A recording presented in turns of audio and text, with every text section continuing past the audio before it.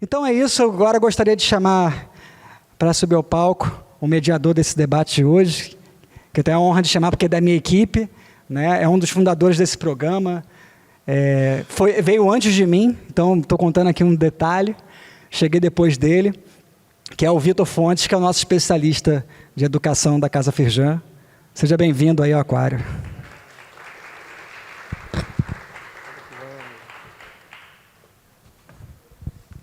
Alô, alô, boa noite a todos e todas. Coisa maravilhosa. Bom receber a todos aqui. Eu me chamo Vitor, como foi apresentado. Eu atuo aqui no programa Firjan SESI para Educadores, da Casa Firjan. E estou aqui, vestido com uma camisa azul clara, uma calça marrom. Também uso óculos, também tenho um cabelo escuro. E no Aquário Edu de hoje, a gente vai mergulhar no intrigante mundo da educação algorítmica. Afinal, o que a gente quer dizer quando a gente está nomeando uma educação baseada em dados? Vocês conhecem o termo plataformização da educação? Já se depararam com esse termo? O que é economia de dados? E que dados são esses? Sem mais delongas, para enriquecer esse Aquário Edu, 7ª edição, temos a honra também de compor aqui, me ladear hoje, Camila Leporassi e Samantha Reis. Por favor, podem subir ao palco, tomar assento. E gostaria que vocês já fizessem uma autodescrição, de repente, começando aqui pela Camila, deve ter uma... A gente fica assim em pé? Você quer ficar em pé ou sentada? Sentada? Fiquem à vontade. Dá uma direção aqui do Giovanni para a gente. Boa. Boa noite, gente. Meu nome é Camila Leporassi, eu sou pesquisadora da IA na educação. Eu sou uma mulher branca, o cabelo claro. Eu não estou de óculos, por acaso, eu ia falar que estou de óculos, porque eu uso óculos o tempo todo. Mas hoje não estou. Estou com uma blusa verde, jaqueta preta e uma calça preta também, sapatos marrons. Para me apresentar brevemente, eu diria que eu sou jornalista de formação, então o meu olhar para as tecnologias já vem dessa época, da época que eu trabalhei com comunicação digital. E mais tarde na minha carreira eu enveredei para a educação, que foi sempre a área que mais me atraiu.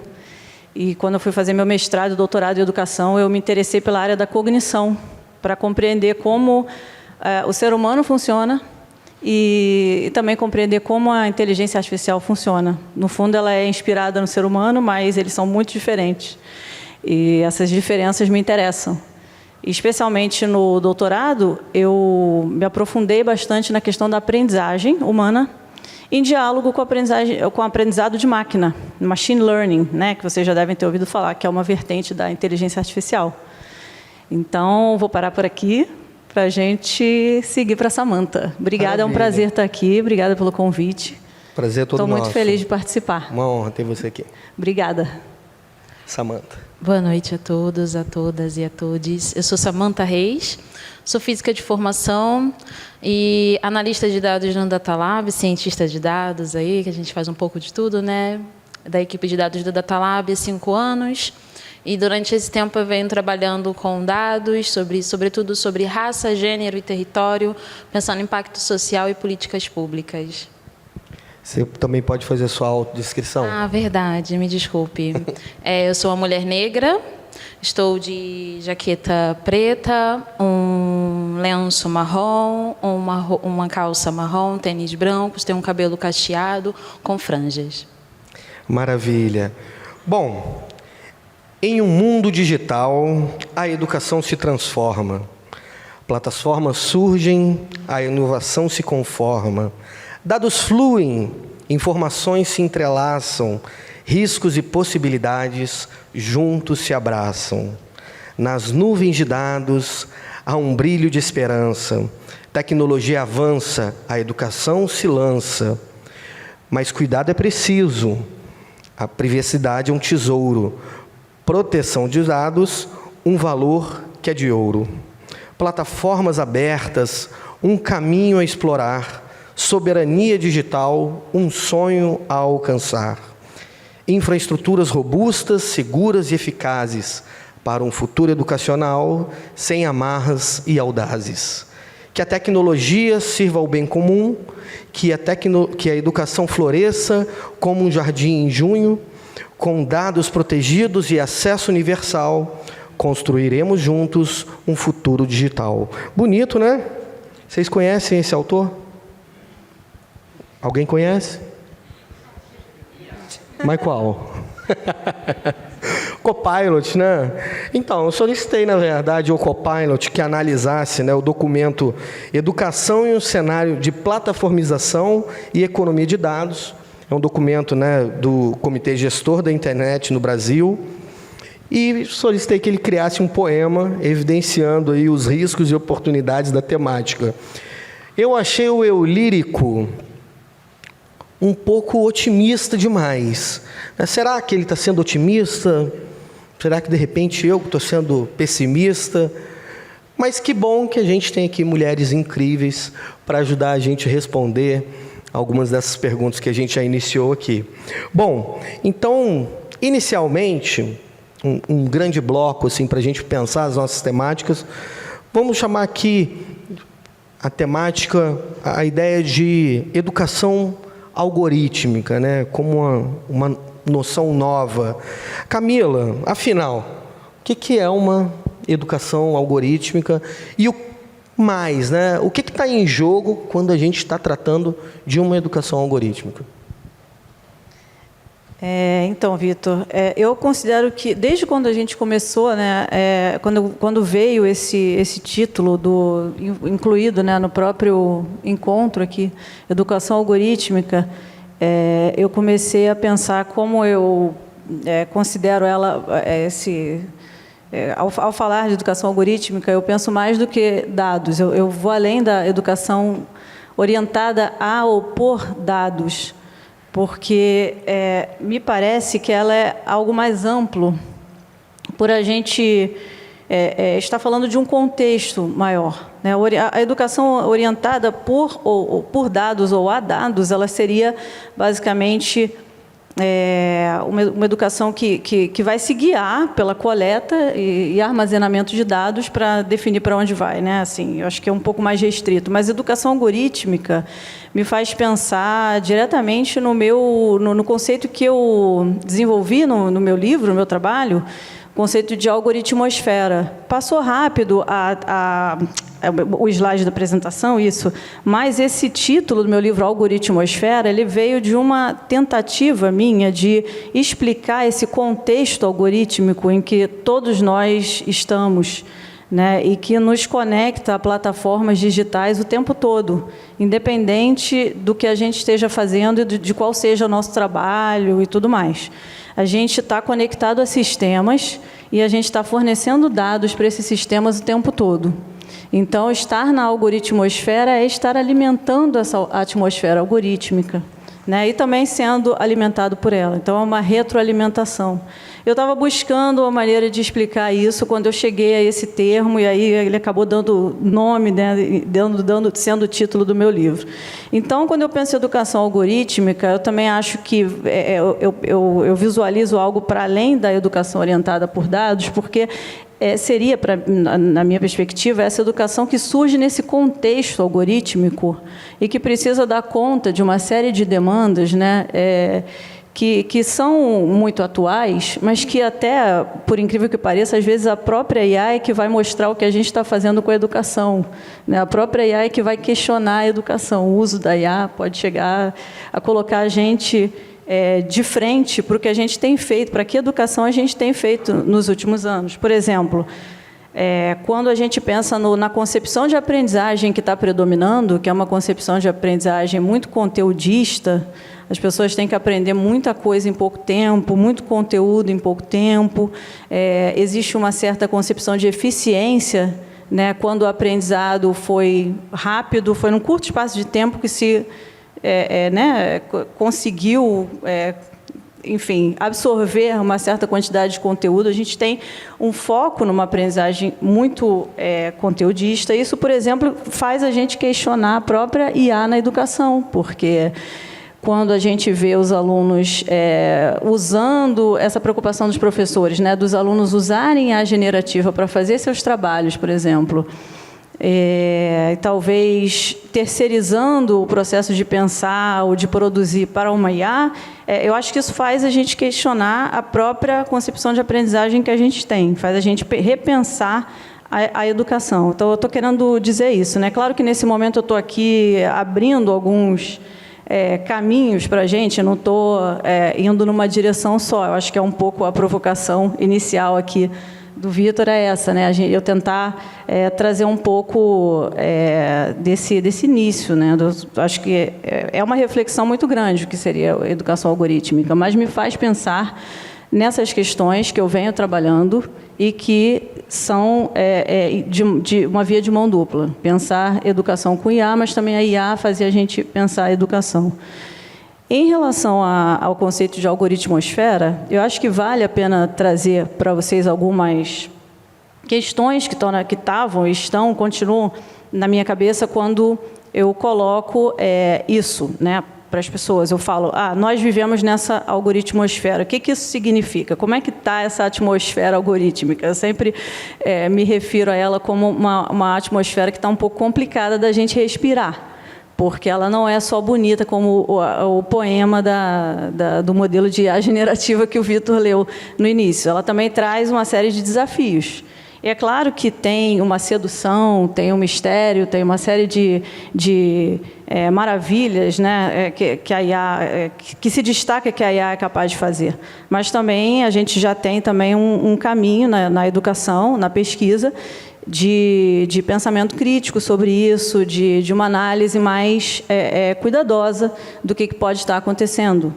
E quando a gente olha para esses cuidados que a gente precisa ter, quando a gente olha para esses desafios que se desenham, né, não só na educação, porque a algoritmosfera enfim, é esse espaço que a gente está ocupando, esse espaço digital que passa por tantas profissões, tantas coisas, não diz só respeito à educação, mas quando a gente olha para isso e a gente pensa que a gente está aprendendo o tempo todo, né, a minha preocupação também é essa. A gente está aprendendo quando a gente está na internet, a gente está aprendendo quando a gente usa redes sociais, o ser humano não para de aprender. Então, eu nunca penso só a educação para a sala de aula, eu estou aqui falando de educação de uma forma mais extensa, né? Quando a gente pensa nisso, eu tenho pensado, né, a gente pode pensar de que maneira a IA tem ou não ajudado a gente nessa nossa aprendizagem constante, né? Na nossa percepção de mundo, na maneira como a gente constrói as nossas ideias, como a gente compreende conceitos, como a gente lê sobre ciência, pensa sobre o mundo, enfim, cria nosso pensamento crítico e tudo isso. E eu percebo que existem 3 pontos essenciais para a gente pensar essa relação com a algoritmosfera.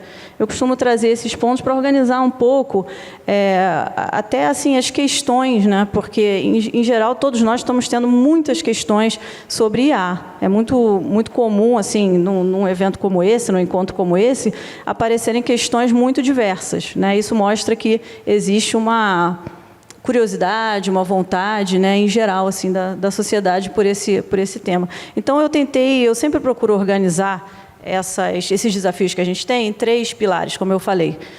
O primeiro deles seriam as questões de transparência. Essas questões de transparência passam por questões relacionadas à privacidade de dados, os termos de uso que a gente assina, muitas vezes sem ler, as questões que passam pelos direitos do autor, né, todas as questões relacionadas a plágio, também as questões de responsabilização, o funcionamento dos sistemas, que muitas vezes é difícil de entender, então se fala numa opacidade, né, eu chamei esse pilar de transparência, mas ele também é o pilar da opacidade, né, que isso é muito, muito comum a gente ouvir falar, esses dados são uma caixa fechada, uma caixa preta que eu não consigo entender.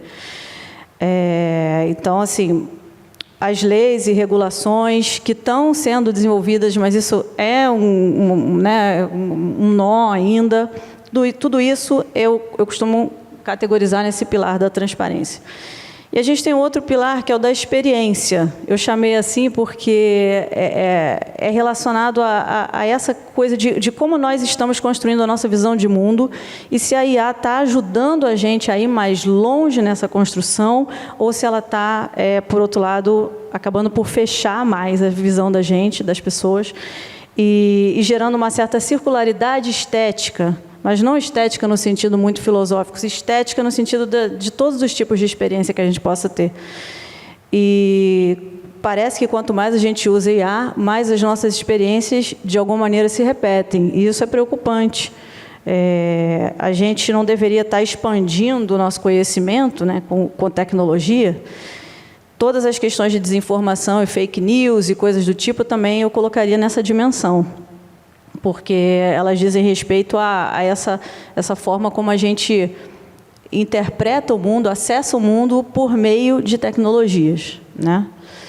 E tem uma terceira dimensão que eu chamo de intersubjetiva, ou dimensão da intersubjetividade, que diz respeito às relações, né? A gente tem cada vez mais se relacionado com sistemas, tem interagido com sistemas.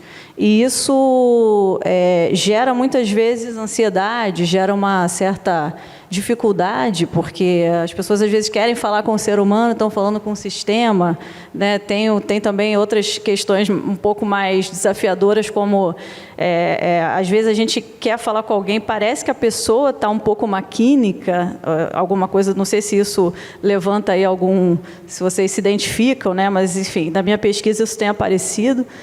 E também questões, não só assim, estamos cada vez mais falando com máquinas, ou estamos cada vez mais maquínicos na nossa conversa, na nossa comunicação, mas também as nossas relações estão sendo impactadas por todas essas questões, por todos esses desafios que se relacionam, por exemplo, com o fato de que cada um tem a sua bolha de informação, de tanto você navegar por determinados sites e tudo, você fica tendendo a ver mais daquilo ali, isso pode colocar as pessoas em bolhas e distanciá-las, né? Então, isso eu estou tentando categorizar, digamos assim, nessa dimensão das relações. É como se praticamente todos os problemas que eu enxergo na algoritmosfera pudessem ser classificados nesses três pilares. Isso dá uma certa organizada, até para mim, como pesquisadora, para eu poder continuar buscando compreender como essas questões se entrelaçam. Não são três pilares separados, eles estão sobrepostos, né? Eu ainda tenho tempinho ou já finalizou? Porque eu não posso só fechar? Pode seguir. Tá. Então, assim, a educação algorítmica, nesse cenário que eu falei de plataformização, ela também tem esses três pilares para lidar, digamos assim. Né? Quando a gente fala de educação, seja ela formal ou mais informal, como essa que eu estou querendo dizer, de uma aprendizagem contínua que todos nós temos, ela vai passar por problemas relacionados à transparência, como eu falei. A gente vai ter que pensar sobre privacidade de dados, sobre o uso que se faz dos dados. A gente vai ter que pensar na experiência, porque, em teoria, né, a educação, e na prática também, claro, a educação deveria ser de qualidade, deveria ser de mais qualidade quando a gente usa tecnologia nela, né? Não o contrário. Então, a experiência dos alunos e dos docentes com IA e para IA, enfim, deveria ser uma experiência mais abrangente, deveria, né, abrir perspectivas, abrir o pensamento, talvez colocá-los em contato com mundos e ideias que eles não estavam em contato antes. Então, tem toda uma questão também de os dados não darem conta da totalidade do ser humano, né? A mente humana está para além do cérebro e a nossa aprendizagem está para além dos dados também. Tem muita coisa que os dados não alcançam, eu acho que a gente vai falar um pouquinho sobre isso hoje aqui, e ter essa noção de que os dados não vão dar conta de tudo pode nos ajudar a usar melhor os dados também, né? Para a gente não se restringir a um certo universo matemático e estatístico que não dá conta de tudo do ser humano. Então, nesse sentido, eu falo, né, eu associo o pilar da experiência à educação.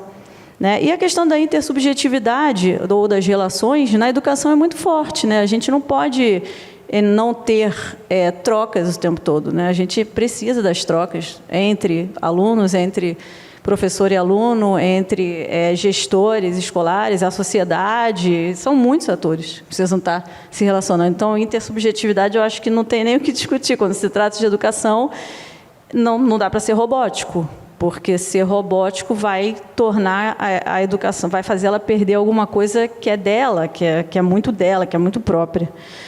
Eu diria que então, a educação algorítmica, nesse cenário de plataformização, é uma educação e que a gente tem que ter cuidado, porque está crescendo o poder das plataformas, né? E de uma maneira que é preocupante, porque o poder tradicionalmente posto, digamos assim, para outros atores da educação, está pendendo muito para empresas produtoras de tecnologia, né? Enfim, tem muitas questões que não vou aprofundar todas aqui, acho que é um pouco por isso que a gente está reunido, a gente vai passar por algumas dessas questões, né? E, bem, eu acho que para esse iniciozinho aqui da minha contribuição, eu vou parar por aqui, Vitor. Maravilha. Porque, né? Acho que foi bom colocar bastante aí algumas cartas na mesa, né? Que a gente vai analisar alguns cenários a partir de agora. Eu acho que a gente vai resgatar algumas noções aqui para fazer esses comentários. Lembrando sempre, né, que o QR Code está disponível aqui para as perguntas de todo mundo que quiser já participar. O pilar, inclusive, da... Lembrei de uma coisa. Teve um momento que a gente mostrou bem rapidinho o slide, o meu, só para não ficar o próximo de conteúdo. Só para não falar dele um pouco, a gente vai voltar nele. Mas só uma coisa que eu achei importante, só por que está tão grande a autonomia e equilíbrio ali, eu queria só dizer que quando eu aponto esses problemas que a gente tem na algoritmosfera, essas 3 dimensões que eu falei, eu estou, na verdade, querendo dizer que a nossa autonomia está sendo impactada, né? Por isso que eu coloquei a palavra autonomia tão grande. E, de certo modo, eu acredito, e isso é muito forte no meu trabalho, que para a gente ficar mais autônomo, para a gente ter mais segurança para seguir nesse mundo tecnológico, para a gente ter mais... assim, é uma autonomia não no sentido de independência. A gente não é independente desses sistemas. A gente precisa também deles. A gente está numa relação com eles. Então, é uma relação de autonomia em que a gente precisa estar em equilíbrio com o meio para seguir, para fazer as coisas que a gente quer fazer, para a gente seguir os nossos propósitos, realizar nossos sonhos, enfim. A gente tem que estar em autonomia, a gente tem que estar equilibrado, a gente tem que estar em plena autonomia, equilibrado com esses sistemas. Por isso que eu coloquei ali tão grande, só queria explicar isso. Maravilha. E eu acho que a ideia de autonomia, né, se relaciona muito com os 3 pilares. O que mais me salta e me chama a atenção é, no contexto aqui de um programa voltado para educadores, como o pilar da intersubjetividade se relaciona hoje com os educadores, por exemplo, por intermédio de sistemas de avaliação, e como isso impacta na subjetividade desse professor que vai encarar uma sala de aula e que, às vezes, o jogo que está posto ali dentro daquele sistema de avaliação, como é que ele está atuando também, né, modelando essa subjetividade. Enfim, eu acho que a gente vai ter espaço para poder bater esse papo. Samantha Reis, né, enfim, vem, né, do Data Lab, que a gente, enfim, uma honra enorme ter você aqui. E eu gostaria muito também de provocar nesse sentido, né? Como é que, sob a perspectiva do Data Lab, enfim, da geração cidadã de dados, como é que se enxerga essa, vou chamar aqui de dataficação da vida e essa realidade algorítmica? Como é que essa realidade algorítmica é enxergada sob a sua perspectiva e do Data Lab? Falando um pouquinho primeiro do Data Lab, né? O Data Lab é um laboratório de dados que nasce dentro do Complexo da Maré em 2016, então a gente está aí falando de dados já há quase 10 anos. E nessa caminhada do Data Lab, ele tem um pensamento muito crítico sobre a datificação e a realidade algorítmica, né? Porque, como eu falei, né, a gente trabalha sobretudo com dados de raça, gênero e território. Então, nessa caminhada, a gente vê que a datificação da vida e a realidade algoritmo, elas não são apenas um fenômeno tecnológico, né, que estão chegando aqui e vai mudar tudo, que bate muito de frente da algoritmosfera, né? Ele é imerso em um contexto mais amplo das relações de poder, né? Porque a gente está olhando muito sobre políticas públicas e dados. Esse lado do Data Lab, ele vem de confronto muito a um pensamento do Krenak no texto e no livro dele sobre ideias para o fim do mundo, né? No que ele nos alerta sobre o mecanicismo e o tecniquez da realidade, né? De como a gente está cada vez mais inserido nisso e de como que a gente perde a visão do real.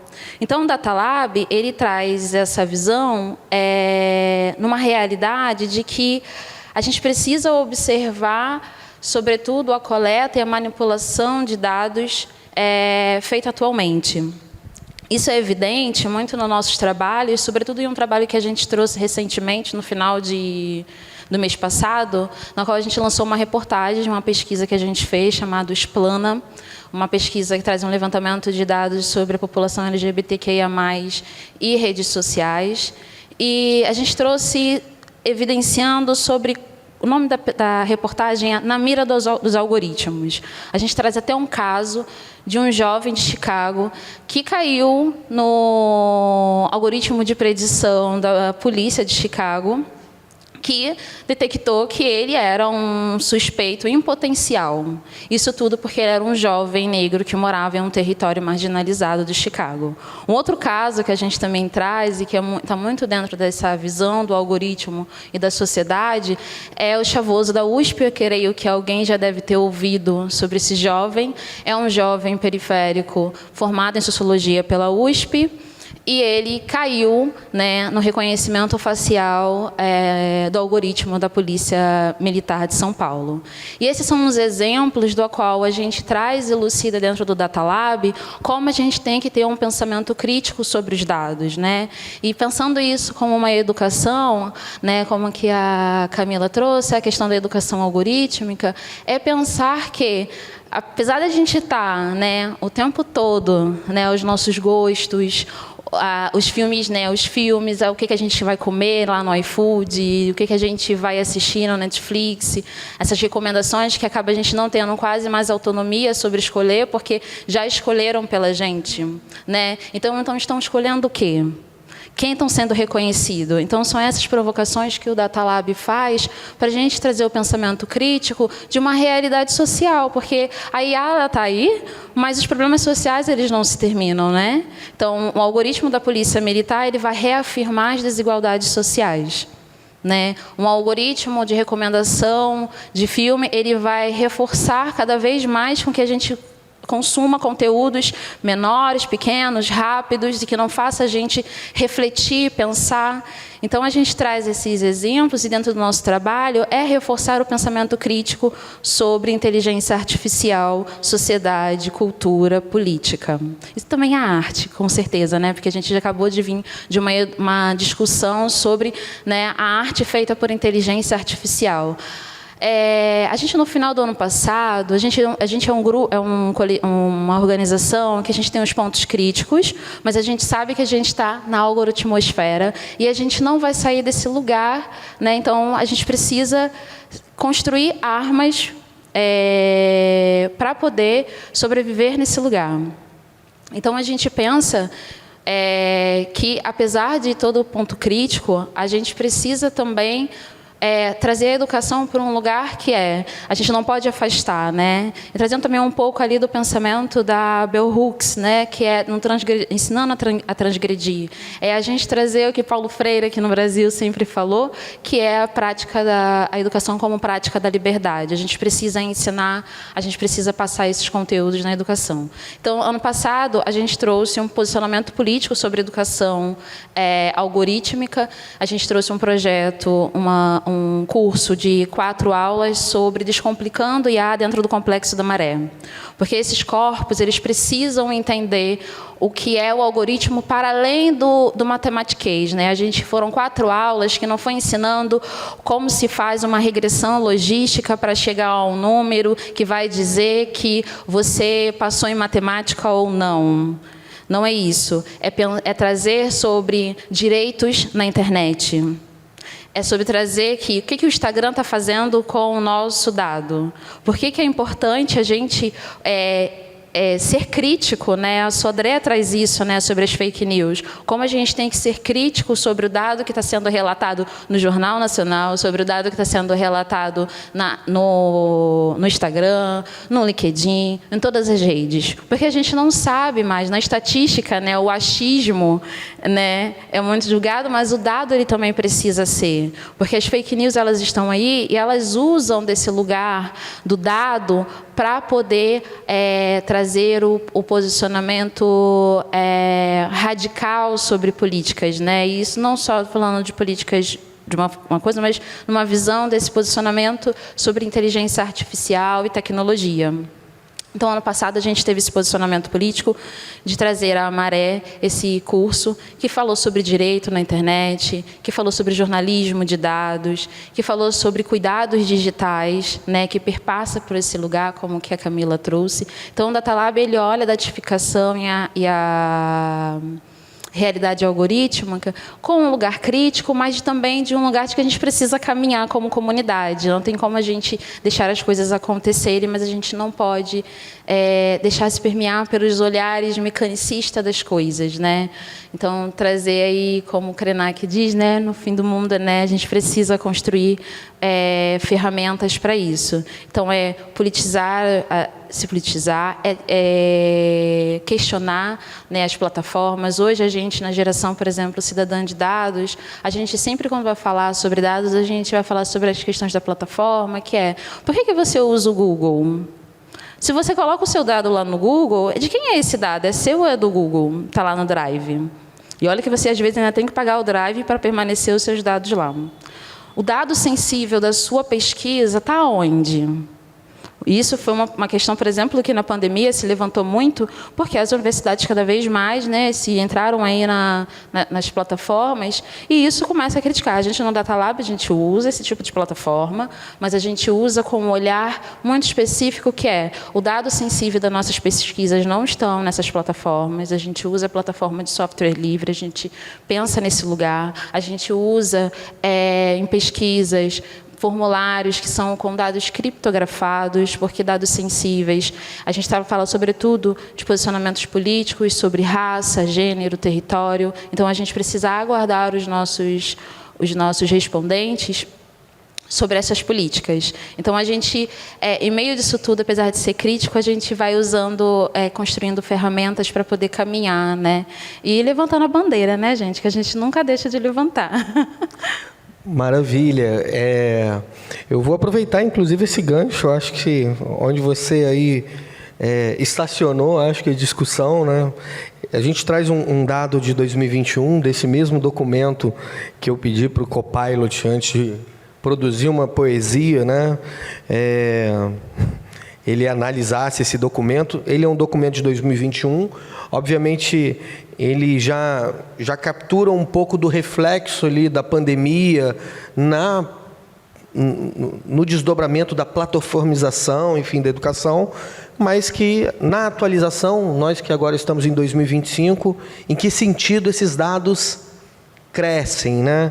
Mas pensar que já em 2021 a gente já tinha pistas de alguns dados aqui, né? De agosto de 2021, indicavam, né, que 66% das instituições brasileiras hospedavam seus serviços de e-mail no Google e na Microsoft.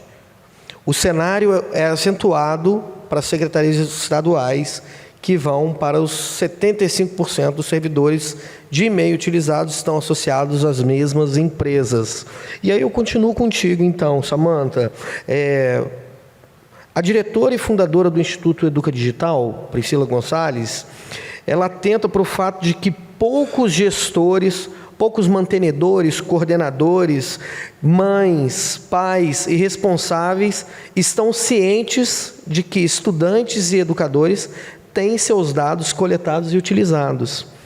Então, gostaria de que, dentro dessa mesma perspectiva da geração cidadã de dados e da que a própria organização ali do Data Lab, né, faz essa realidade, como é que ela confronta essa realidade de pessoas que não têm noção de que, do que está sendo coletado, o que tem feito, né, que na verdade que jovens também estão sendo registrados ali ou deixando de ser registrados, enfim. Como é que o Data Lab enxerga essa realidade? Nessa visão da geração cidadã de dados, e aí eu vou conceituar um pouquinho aqui, geração cidadã de dados, ela visa a participação ativa do cidadão na coleta, na análise de dados, né? A gente visa que é necessário com que a sociedade ela participe ativamente, né? Então, a geração cidadã de dados ela vem, por exemplo, a gente vai fazer uma pesquisa, né, que ela vem primeiro para trazer a lacuna dos dados de uma realidade em que muitas instituições públicas acabam não trazendo por estar muito distante da comunidade. Isso a gente vê um ponto muito diferente no censo de 2022, como a gente já viu, né, teve um salto muito grande na coleta sobre a população indígena, isso porque ele começou a se aproximar, ele fez uma metodologia diferente para 2022, que foi se aproximar dos atores dos territórios para poder obter essa granularidade de realidade mais próxima, né, das populações, sobretudo a população indígena e LGBTQIA+, que foi a primeira vez que o censo fez essa coleta. Então, a gente teve um salto de 200% na população indígena. Isso vai muito em confronto do que a gente vê como geração cidadã de dados dentro do Data Lab, né? Que é a gente elucidar para o cidadão o que ele está fazendo, que aquele dado pertence a ele, e que como aquele dado ele pode contar as histórias dele, a partir dele, da análise dele. Então, o que a gente faz? Fez uma pesquisa lá sobre, como eu dei um exemplo, né? O Explana, que era a população LGBTQIA+, e rede social. A gente vai fazer essa análise do dado e a gente vai primeiro reportar esse resultado ao cidadão. E a gente vai perguntar, isso aqui está contando a sua história? Isso aqui é real? Lá na sua rua, de fato? Um exemplo é o Cocozap também, que é uma pesquisa de geração cidadã de dados sobre saneamento básico na Maré. A gente vai questionar o morador. Esse dado aqui, de fato, lá na sua rua, tem de fato 2 lixão, que a Colurb não vai lá coletar o dado? Ah, é verdade. Ah, então está trazendo uma realidade que no censo, lá no censo está dizendo que existe a coleta na tua rua. Então, a gente confronta a partir da realidade dele e a consciência dele sobre o dado. E é interessante como o letramento de dados, inclusive, que a gente tem aqui uma parceria, inclusive, né, com uma pessoa do Data Lab, e quando a gente começa o letramento de dados, como é muito comum a pessoa confundir a ideia de dados como quase que uma representação fiel da própria realidade, né? E o letramento faz justamente essa transição de que o dado não é necessariamente a realidade, mas uma fabricação de realidade, né? Então, quando a gente diz que, né, foram inauguradas 250 escolas... Calma aí, né? Isso é uma forma de contar, narrar a realidade. 250 escolas são 250 instalações prediais?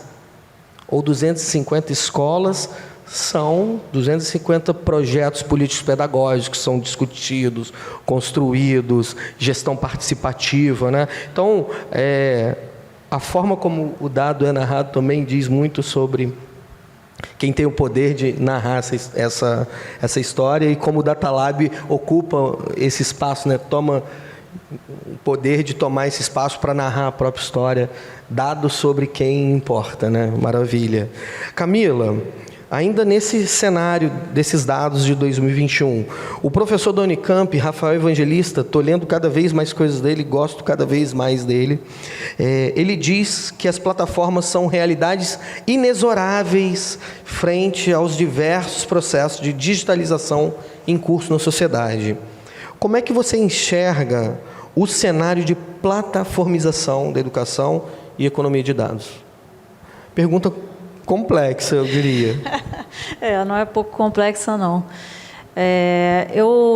Enquanto você falava, eu pensei naquela questão que sempre aparece de que a tecnologia é neutra e cada um deve saber qual é a melhor maneira de usar. Né? Isso é uma questão bem intrigante, que, na verdade, não é bem assim quando se trata de IA, né?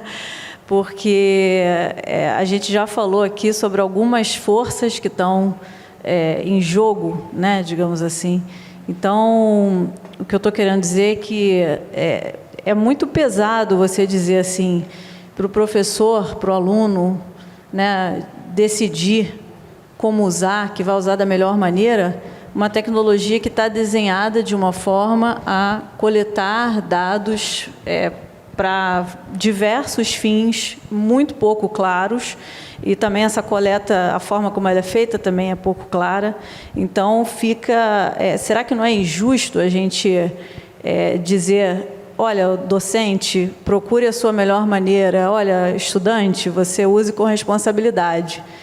Olha, pai, mãe, que está com o filho na escola, mas está viciado em redes sociais, tem que tirar o celular. Tem que, apesar da escola também estar pensando em questões de tirar o celular. E, aliás, essa questão de proibir também abre diversos outros... controvérsias. Abre várias controvérsias, porque é claro que o celular pode atrapalhar muitas coisas, mas também proibir, existem correntes que dizem que proibir também não resolve. Então, são muitas forças em jogo. Eu acho que isso continua... Eu acho que pensar que a tecnologia não é neutra, porque existem mecanismos por trás, porque existem empresas produzindo aquilo que vai ser usado, é um bom começo, acho eu, para a gente começar a compreender melhor os problemas e potencialidades, por que não, dos dados na educação. De plataformização, eu acho que é mais... A palavra plataformização, eu acho que ela já vem com... Tem duas formas de ver, eu acho. Uma é apenas pensar que a gente está conectado a plataformas o tempo todo, e as plataformas estão na escola, né? Plataformas no sentido de que são espaços com interação, com possibilidade de você criar com recursos interativos, né? São mais do que sites, essas plataformas. São plataformas com diversos recursos interativos que, por exemplo, as escolas usam para transmitir aulas, gravar e transmitir aulas, transmitir mensagens aos pais, né? Você usar, enfim, os WhatsApps e outras coisas para falar com os pais. Você tem os recursos de sala de aula, online, enfim, tudo isso é plataforma, né? Recurso disponível em plataforma. E essas plataformas vão entrando nas escolas, às vezes de uma maneira que não só o próprio gestor que compra aquela tecnologia para o uso, compra em vários sentidos, inclusive no sentido de comprar a ideia, o próprio gestor não está consciente de como esses dados vão ser usados, coletados, armazenados e tudo, mas também, às vezes, a IA vai entrando de uma forma muito... como é que eu vou dizer, abstrata, assim, que parece abstrata, mas na verdade não é, assim, é só difícil de ver, sabe? Ela vai entrando nos recursos. Não necessariamente a IA é assim, olha, chegou a IA e você vê a IA chegou, não. Ela vai entrando em recursos que já existem, às vezes, tecnológicos, como a gente está vendo agora, por exemplo, quem usa o Canva, aí tem recursos de IA no Canva, no WhatsApp tem recursos de IA. Muitas vezes a gente até quer tirar aquilo e não consegue. Eu vejo muita gente irritada, Camila, como é que eu tiro isso aqui, me ajuda? Não dá, às vezes não dá. A coisa veio, né, embarcada ali, que se fala, né, a tecnologia. E isso acontece também em recursos educacionais, então fica uma coisa compulsória quase. Você está usando aquilo ali, daqui a pouco você está usando IA, porque você já usava aquilo e agora tem IA naquilo que você já usava. E aí como é que faz? Então, tem uma série para tentar amarrar um pouco isso, organizar, que eu estou sempre tentando organizar as coisas, porque eu acho que esses debates eles são muito amplos e isso é bom, porque a gente abre várias janelinhas, mas, com certeza, cada um que está sentado sempre tem suas próprias questões e coisas que fica. Então, para organizar um pouquinho, né, eu sempre lembro dos relatórios da Unesco, que levantam sempre as questões principais assim que estão rolando, as coisas que estão, olha, vamos olhar para isso. E algumas das questões que aparecem nos relatórios já desse ano são essas, assim, gestores não estarem cientes exatamente de como os dados vão ser coletados e usados, por exemplo. Outra questão que aparece, professores se sentirem pouco participantes do processo decisório que vai levar ou não ao uso de certa tecnologia em sala de aula, quando, de repente, se veem impelidos ou compelidos a usar aquilo. Também existem, não nos relatórios, mas me lembrei de uma coisa, existem muitos pesquisadores da área de educação dizendo que os professores se sentem pressionados, sim, porque se vê em meio a essas tecnologias que eles têm que usar, mas também, às vezes, querem uma solução, querem uma ajuda, querem um apoio e não sabem aonde buscar esse apoio. Então, assim, no sentido de que, nossa, eu preciso resolver uma questão aqui de um aluno que está usando, como é que eu dialogo, como é que eu faço? Tem isso também. Acho que, na verdade, isso fica claro também em relatórios da Unesco, mas eu me lembrei fortemente agora de algumas falas de pesquisadores colegas, né? E a gente tem, então, esse uso massivo de plataformas que são poucas empresas que produzem, né? Poucas que eu digo porque, assim, é muito poder para pouca empresa e muito dado sendo coletado por elas e usado por elas de uma forma que, às vezes, né, que não está clara para quase ninguém, praticamente. A gente não tem assim uma possibilidade nem tão rápida, nem tão objetiva de pedir ajuda, pedir explicação sobre como isso funciona. Recai sobre questões assim que de responsabilização acabam recaindo sobre os próprios responsáveis, como, por exemplo, se responsabilizar pelos dados coletados dos seus filhos, né? Os pais, os professores e os pais passarem um papel para autorizar a coleta de dados. Olha a responsabilidade sendo passada ali, né, para a gente, assim, para a sociedade, talvez a ponta mais fraca, em vez da plataforma dizer o que vai fazer com isso. Então, nem sei se eu fui tão clara agora, porque eu acho que o pensamento foi mais rápido do que a minha... É isso, né? É rizomático mesmo, isso é uma simbólico. Coisa vai levando a outra, né? Eu até gostaria, bom, a produção aqui do Aquário acabou stalkeando o perfil da Camila no LinkedIn para achar aqui uma postagem, inclusive da semana passada. O pessoal falou assim, pega a mais recente, né? E ela fez um comentário interessante no LinkedIn dela, que foi o seguinte: sempre que falo sobre IA em palestras e afins, vamos ver se vai ver alguma pergunta assim. Você vai vedar agora essa pergunta de uma vez por todas. Há alguém na plateia que diz, se a pessoa não gosta e não concorda, basta não usar. Mas eu explico eu gostei do cuidadosamente. Que não é bem assim. Digo que estamos na algoritmosfera, termo que criei para definir justamente essa atmosfera algorítmica, da qual não podemos optar ou não por respirar. É a atmosfera que respiramos. Difícil sair dela. Melhor aprender a lidar e lutar para que seja uma atmosfera melhor. Ao mesmo tempo que eu vou deixar aqui reforçar o QR Code para as perguntas finais, eu acho que a gente poderia um pouco comentar sobre como conviver. O nosso amigo, né, Gilberto Vieira falou, né, que em Futuros Resistências ele fala, né, como viver entre os escombros, né? Ou aqui conversando com a Camila, como aprender a lidar, como lutar para que seja uma atmosfera melhor. Fiquem à vontade. Vou deixar aqui o link, o QR Code, para quem quiser ler e fazer uma pergunta, se as pessoas ainda não entraram no Mentimeter. E vou voltar aqui nesse slide. Se a Samanta não quiser falar antes. Quer começar aí? A gente está um pouco caminhando para levantar caminhos, né, sobre essa...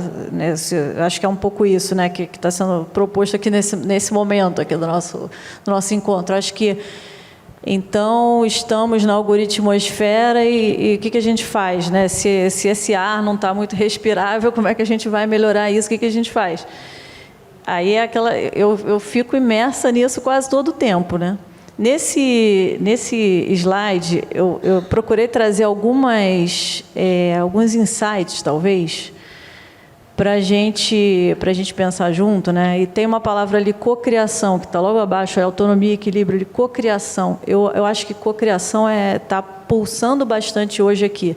Sempre que eu participo de um encontro presencial, e dá para ver os olhares das pessoas, dá para ver os sorrisos ou as caras mais assim, eu gosto muito porque eu percebo que está sendo cocriado algo. Isso é uma coisa que a gente não pode perder, porque é justamente o que a gente tem de melhor. Uma das melhores coisas que o ser humano tem é a gente poder debater, discutir, pensar as coisas juntos.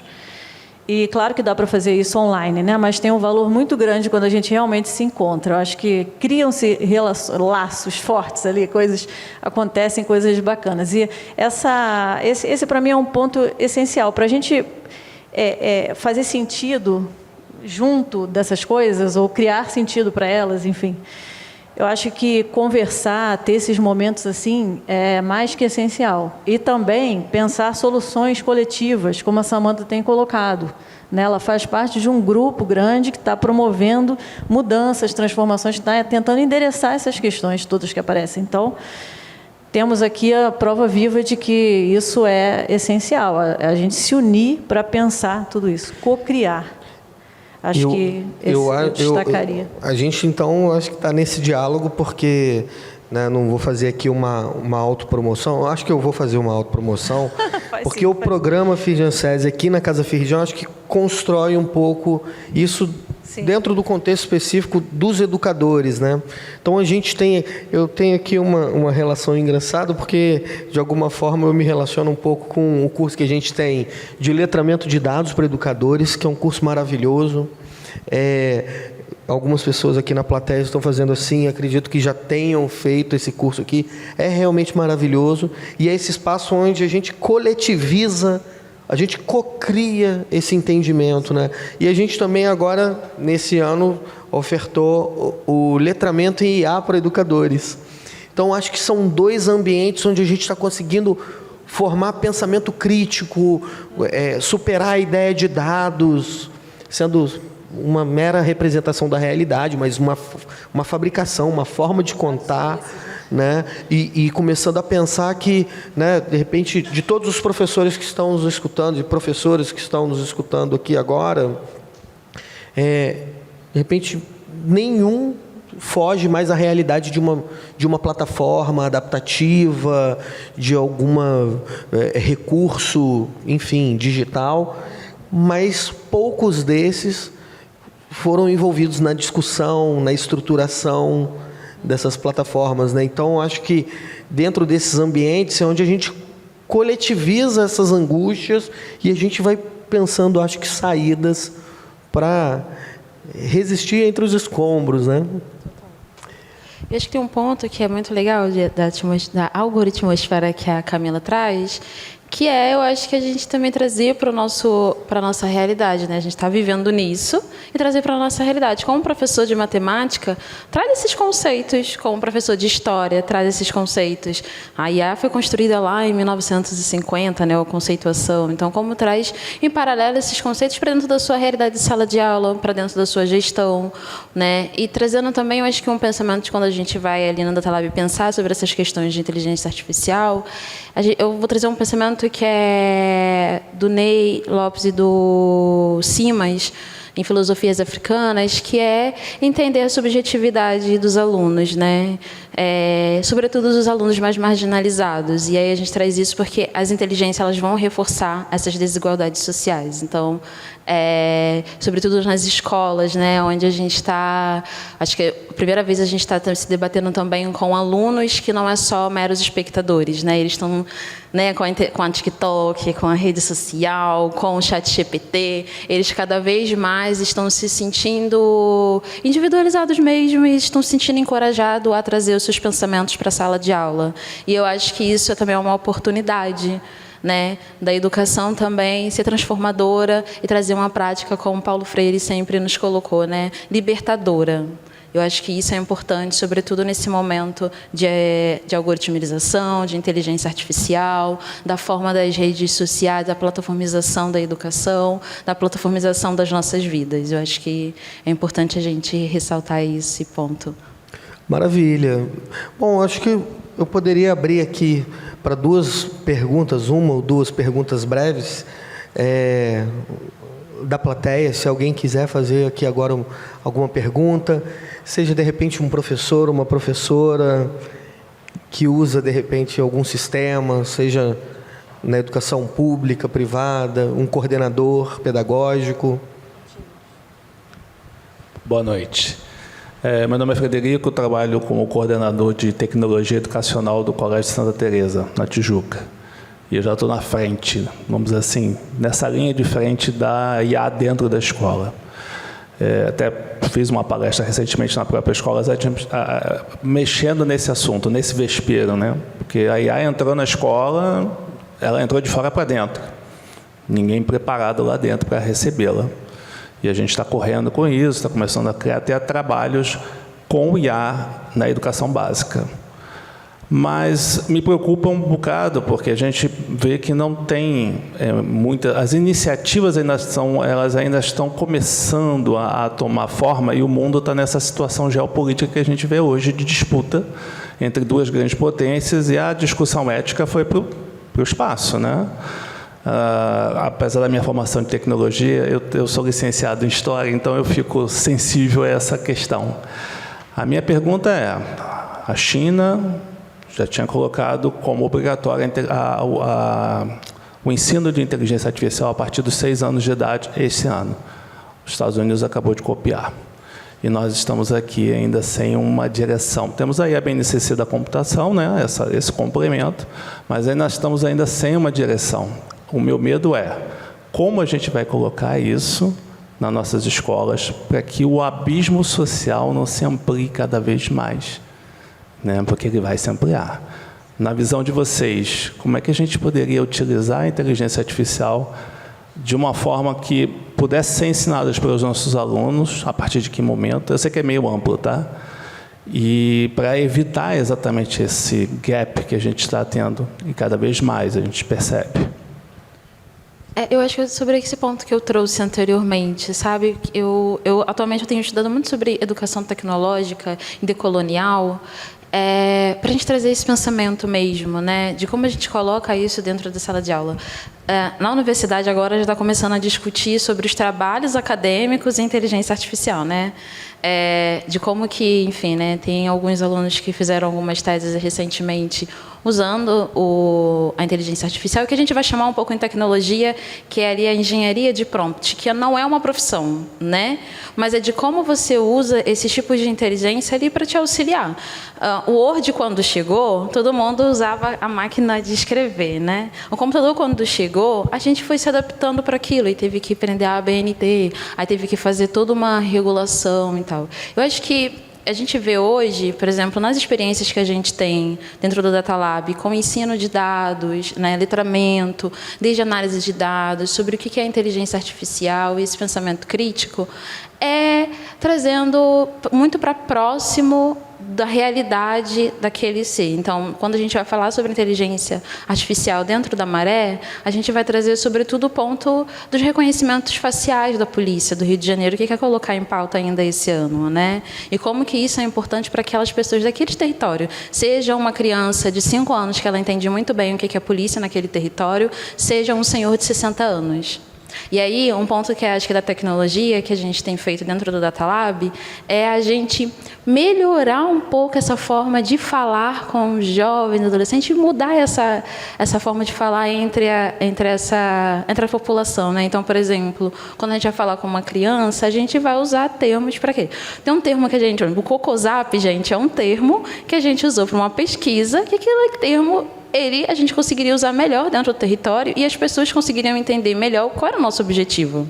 Dados sem caô é um outro projeto para ensinar dados, e como a gente pegava ali jovens entre 12 e 16 anos para falar sobre dados. Então, o caô vem dessas coisas da gíria carioca, né? Então, a gente precisa também usar, né, que, novamente, Paulo Freire, gente, eu sou muito apaixonada, né? Vou usando. Paulo Freire é usar dentro da sua realidade. Se a pessoa só tem a realidade do homo, que é sabão em pó, a gente vai usar o homo como referência do sabão em pó para ela, né? Então, eu acho que é isso, né? Aos poucos, aquilo que você, como pessoa de tecnologia, eu acho que isso é uma responsabilidade nossa, de pessoas com tecnologia, é transformar esse conhecimento, né? Pensando a decolonização desse conhecimento, né? Que é tanto colonizador, sobretudo quando a gente vai falar sobre esses pontos geopolíticos atuais. Eu acho que um bom autor é Paulo Freire, porque na nossa aproximação com a tecnologia, ele cria a responsabilidade de promoção, tecnologia para promover emancipação. Eu acho que quanto mais a tecnologia... O Emir, da UNB, é um professor, diz que as tecnologias avançam inapelavelmente com ou sem a adesão da escola. Quer queira, né, esse movimento que você colocou na sua coisa, de fora para dentro, assim, sem muito perguntar e sem dar muito tempo para a gente pensar. Eu acho que se tem muita tecnologia da escola, que também aumente a nossa leitura de Paulo Freire e uma leitura freiriana da vida, de que com esse monte de aparato também cresce a nossa vontade de promover, eu acho que a emancipação, né? Então, eu acho que com o agigantamento das plataformas digitais, também deve se agigantar o nosso desejo e a nossa força de promover, eu acho que a emancipação desses estudantes e dos professores, dos nossos colegas também, que também estão clamando muito por autonomia. Eu esqueci a outra palavra, mas do seu slide. Equilíbrio, né? Da relação. Maravilha. Perdão. Não, imagina, não tem. Eu acho que eu só queria complementar, porque ele colocou essa questão de educação na China, nos Estados Unidos, ensinar IA, mas assim, para mim é muito claro, e para mim, para uma série de pesquisadores que eu acompanho e com os quais eu trabalho, é muito claro que não adianta a gente ensinar a programar, ensinar a fazer IA, né? Se a gente não fizer essa formação crítica, né, junto. E também se a gente não proteger a população, se a gente não criar mecanismos que tornem, que continuem deixando a gente ser autônomo e criar a vida como a gente acredita que ela tem que ser, né, poder caminhar de forma livre, a liberdade, né, que a gente está falando também. Que Paulo Freire realmente é sempre... fundamental, né? Esse debate é impressionante. Continua, né? Assim, necessário. Então, quando a gente fala em letramento, né, tem que ser um letramento crítico. Eu não consigo entender educar para ensinar a fazer tecnologia, mas também não ajudar uma sociedade a viver bem com tecnologia, não endereçar todas essas questões. Agora, são muitas dimensões de um mesmo problema, né? Tem a dimensão política da IA. Eu acho que a coisa mais errada, talvez mais equivocada ou mais reducionista que pode ter, é pensar a IA como uma ferramenta, porque ela não é uma ferramenta, ela é uma tecnologia que está permeando tudo, né? Então, como que a gente pode pensar em formar pessoas para trabalhar com a IA ferramenta, se ela não é ferramenta, ela é instrumento político, ela é cultural, social, impacta tudo isso. O que me preocupa é isso. E aqui no Brasil a gente tem bastante gente competente, preocupada em trazer letramento, em levar letramento crítico para a garotada, para os professores. Eu espero continuar sendo parte desses movimentos, né? Aqui mesmo na Casa Firjan, o Vitor acabou de mencionar, são iniciativas que, quando falam de IA, estão formando para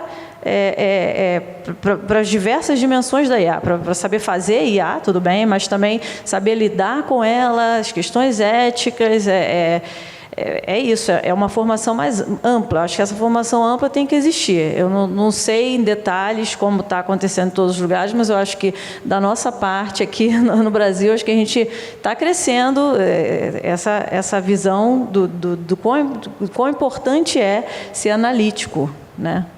Maravilha. Eu acho que tem espaço para, de repente, uma última pergunta. E antes que ela se encaminhe, vou aproveitar uma que chegou aqui via QR Code, né, que é uma provocação também. Vocês falaram só de desafios. Acho que aqui, mais para o final, a gente começou a conversar mais com as oportunidades também. Eu acho que o Paulo Freire é uma pista. Acho que, de repente, se a gente tivesse mais tempo, a gente poderia analisar casos, eu acho que também... de sucesso. No nosso curso de letramento, a gente tem oportunidade para apresentar alguns deles. Você sai ali com um repertório, inclusive, amplo de possibilidades, né, para atuar. Mas, evidentemente, a gente aqui num aquário de educação algorítmica, que é alertas éticos, cabe a gente também, né, não criar só, assim como o Copilot criou esse cenário muito otimista, muito positivo, né? Mas eu acho que a gente acabou desdobrando aqui em algumas possibilidades, mas veio também a possibilidade de pensar como o Data Lab produz esses dados, por exemplo, né? Mas eu já tentaria juntar essa que veio via QR Code com essa última pergunta para a gente poder encerrar. Bom, boa noite, meu nome é Alexandre Meirelles, apesar de advogado, eu sou especialista em direito do consumidor e fiz docência. E o que muito nós discutimos hoje são dados sensíveis. O que é isso? Dados sensíveis não são o seu número de RG e CPF, é a sua raça, a sua cor, e principalmente a sua geolocalização. Então, eu vou fazer um desafio a todos que estão aqui. Quando forem estudar, fazer uma pesquisa e uma compra, sempre procurem utilizar o Google Anônimo ou o Safari. Por que isso? Vou te dar um exemplo. Começou essa história comercial lá atrás com a própria Amazon. Ela sabia quem acessava por um Apple e sabia quem acessava por outro notebook. Os valores mudavam. Copa do Mundo do Brasil. Nós sabemos que o pessoal da América Sul, nossos amigos argentinos, por exemplo, eles não ligam para a estadia, eles querem farra. Os norte-americanos adoram dormir bem. Então, o mesmo hotel, pela geolocalização, ele muda. E eu vivi isso na pele. Recentemente fiz uma boa viagem com a minha esposa e nós utilizamos VPN. Trocamos. Quando fomos montar a viagem, trocamos o local. Muda preço, muda local, muda tudo. Abre até passagem que você não tem ideia. Então, primeiro o desafio, quando vocês forem fazer uma pesquisa, seja que for, principalmente o pessoal da Maré, tenta usar o Anônimo ou o Safari, que eles vão te dar uma diretriz e uma informação que vocês não têm noção. Então, concluindo a minha colocação até para vocês poderem debater, muitas vezes, o algoritmo, quando você vai adquirir um produto, alguma coisa, ele vai te jogando, te reduzindo a um termo. Então, primeira dica, vai fazer uma pesquisa, vai comprar uma coisa na internet, vai usar o anônimo, limpa o teu cache, vai usar o VPN, altera o teu local que está, limpa o teu histórico, ele não sabe o que você quer. Eu mesmo fui contratar uma telefonia móvel e aí usei o Safari, que ninguém sabe quem eu sou. Depois que eu contratei dessa operadora por R$40, 20 gigas, alguém já viu isso? Não, né? Começou a cair promoção daquela operadora, olha, R$50, 15 gigas, 60, porque eles não sabem quem é você e o que você quer. Então, hoje, além do algoritmo, a geolocalização, ela te dá uma dependência. Então, quando vocês fizerem até pesquisas escolares, alguma coisa, usem um anônimo. Ou alterem a sua VPN, você vai ver que muda totalmente. Ou seja, a grande pergunta é, será que nós estamos vendo o mundo ou o mundo nos está vendo e nos direcionando para onde ele quer? Então, é o desafio que eu faço a todos. Procure sempre usar anônimo e fazer as suas pesquisas ou uma VPN. Você vai ver que muda o mundo totalmente. Tá, obrigado. Maravilha. Isso me lembrou até uma figurinha que eu tenho no WhatsApp, que é uma coisa é ter mestrado, outra coisa é ter doutorado, outra coisa é ter as manhas, né? Que é justamente... É isso, eu acho que a gente coletivizando esses saberes, a gente vai criando saídas, né? Mas você gostaria de comentar essa pergunta, né? Porque falaram aqui sobre oportunidades no uso dos dados. Pode falar como o Data Lab produz esses dados? Então, por exemplo, a gente já começa aí com a geração cidadã de dados, né? Nessas lacunas em que a gente não enxerga dentro dos dados públicos. Então, por exemplo, uma pesquisa que a gente fez agora, que vai lançar ainda, que é de insegurança alimentar, né, no estado do Rio de Janeiro, a gente fez essa cópia, né, a gente sempre está junto de uma equipe, sempre um especialista, né, sobre o assunto, então a gente sempre vai ter ali alguém sobre alimentação, que vai estar discutindo a alimentação desses casos. E a gente tem aqui a gente do dado, da política pública. Então, a gente sempre vai pensar sobre os dados sensíveis, né? Então, a gente faz uma coleta de dados pensando sobre esses cuidados digitais. Então, a gente sempre usa forms, né, criptografados. Eu vou ter que fazer um merchan, Geotiform, Kobo Collect. Esse, por exemplo, a gente usou o Kobo, porque o Kobo é um formulário que a gente consegue usar também offline, sem a necessidade de internet. Então, a gente sabe que em alguns territórios, apesar da gente estar falando aqui sobre algoritmos e tal, ainda existem territórios no estado do Rio de Janeiro que não têm acesso à internet. Então, por causa disso, o Kobo é uma ótima saída para dentro da geração cidadã de dados, na qual a gente faz ali dentro do Data Lab. A gente cuida desses dados sempre pensando, né, nunca deixar em plataformas de Big Tech os dados sensíveis, como raça, gênero, território, religião, tudo que vai, que a gente vai dizer que é dado sensível, é tudo aquilo que vai codificar esse ser na nossa sociedade, né? Seu posicionamento político, racial, de gênero. Então, a gente sempre deixa esses dados criptografados, né, em plataformas livre, porque a gente sabe todo o código, tudo isso. E a gente trabalha com esses dados, sempre confrontando ali com os dados públicos, né, entendendo quais são as lacunas que a gente consegue responder das populações na qual a gente está fazendo essa pesquisa. Então, basicamente, aí é isso que a gente trabalha com os dados dentro do Data Lab. E uma coisa bem bacana também que aprendi com o Gilberto é estimular meninos, meninas, né, mulheres negras, a se relacionarem com essa temática, né? Porque senão, preponderantemente, teremos sempre ali no ramo da tecnologia, produzindo esses algoritmos, né? Um tipo de corpo, um tipo de pensamento, um tipo de etnia, né? Um tipo de nacionalidade, né? Enfim. Então, acho que a gente estimular essa aproximação é muito bacana, né? Pensar que um jornalista, por exemplo, foi, né, se ter com os dados, foi, né, sem medo, sem temor, foi se relacionar com esse contexto. E é o que tem me estimulado, inclusive, também, retornar, eu acho que, para esse espaço de uma discussão não só social, como a educação preconiza, mas também técnica, né? Eu retomar lá com as minhas raízes da engenharia, pensar novamente em programação, em algoritmos, enfim. Eu acho que a gente estimular, sobretudo, o nosso aluno da educação pública a se relacionar com essa temática, né? Criar oportunidades para que esses jovens se aproximem dessa realidade de produção tecnológica, da realidade algorítmica, de dados, aprendam a codar, aprendam, né, a desenvolver sistemas. Eu acho que é uma grande saída que a gente tem aqui e espero que, com o nosso letramento de dados e letramento em IA para educadores, a gente impacte a partir desses educadores, enfim. Eu gostaria aqui de ir desdobrando para o final, né, deixar aqui algumas referências. Essa referência é sua? Estou deixando alguns links e materiais no meu site. Esse QR Code é para ele. E, com certeza, depois eu vou colocar mais coisas, porque quando eu venho, aí participo, eu me lembro de mais coisas, ou alguém faz uma pergunta, me faz pensar. Então, enfim, mas o link é esse, aí eu vou alimentando depois. Maravilha. Obrigada. E páginas para a gente seguir? Como é que as pessoas encontram vocês pelas redes sociais? Eu estou no Instagram como Camila A. Leporassi, com esses 2 As. E no meu site também, por esse QR Code, tem as outras indicações. Então, lá vai ter como me achar também em outros lugares. A rede, o LinkedIn, né, que eu fui stalkeada, apareceu aí um pedacinho. Obrigada. Maravilhosa. E Samantha Reis, como é que as pessoas te acham nas redes?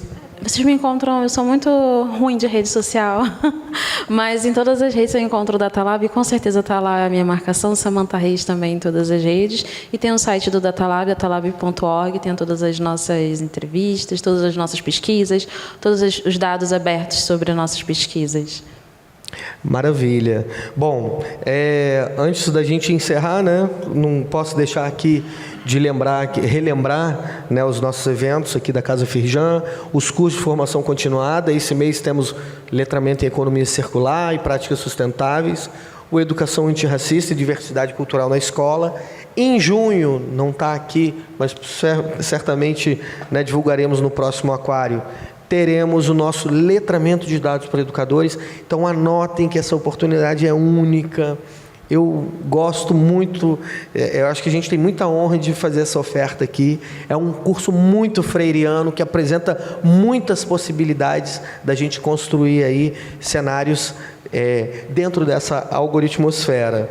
E também não deixe, né, de responder a nossa pesquisa de satisfação, que eu acho que é pelo meio onde a gente vai construindo experiências melhores aqui desses nossos debates, dos nossos cursos, enfim, de todo o programa Firjan SESI para educadores. E não deixem de seguir a gente no Instagram da Casa Firjan, @CasaFirjan. Acho que lá vocês recebem todas as notificações sempre o mais cedo possível, né, para não perder os próximos aquários, encontros de educadores, os cursos, os podcasts e todos os outros eventos. A Casa Firjan e a Firjan SESI agradece a participação de todos. Muito obrigado, Samantha Reis, mais uma vez, Camila Lemporassi, pela honra da presença de vocês aqui. Espero que a gente tenha mais tempo e espaço para poder ampliar esse debate ao longo dos próximos anos. Até a próxima, a todos vocês. Muito obrigado. Obrigada.